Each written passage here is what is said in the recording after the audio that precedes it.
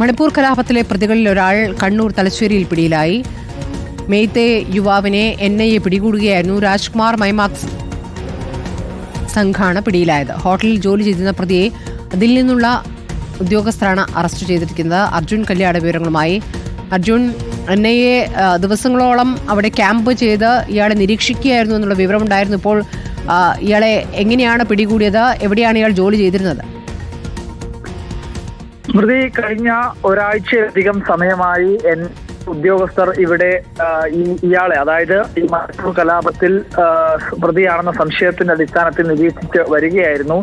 തലശ്ശേരിയിലെ ഒരു ഹോട്ടലിൽ ജോലി ചെയ്യുന്നതിനിടയിലാണ് മെയ്തേ യുവാവായിട്ടുള്ള രാജ്കുമാർ മൈപാക് സംഘിനെ NIA സംഘം കസ്റ്റഡിയിലെടുത്തത്.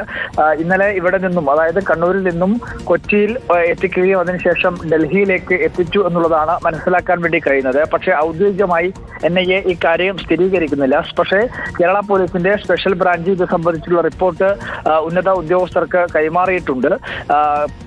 കേരള പോലീസിനെ അറിയിക്കാത്ത രീതിയിലുള്ള ഒരു നീക്കമാണ് NIA നടത്തിയിരുന്നത്.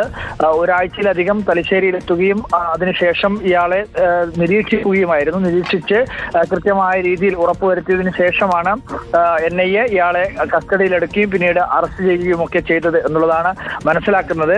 മെയ്തേ വിഭാഗത്തിലെ ഒരു യുവാവാണ് ഇപ്പോൾ അറസ്റ്റിലായിരിക്കുന്നത്. അവിടെയുള്ള ഈ മണിപ്പൂർ കലാപവുമായി ബന്ധപ്പെട്ടുകൊണ്ടുള്ള അതിൽ പ്രതി ചേർക്കപ്പെട്ട ആളാണ് ഇപ്പോൾ NIA യുടെ പിടിയിലായിരിക്കുന്നത്. ശരി, അർജുൻ കല്യാടാണ് വിവരങ്ങൾ നൽകിയത്.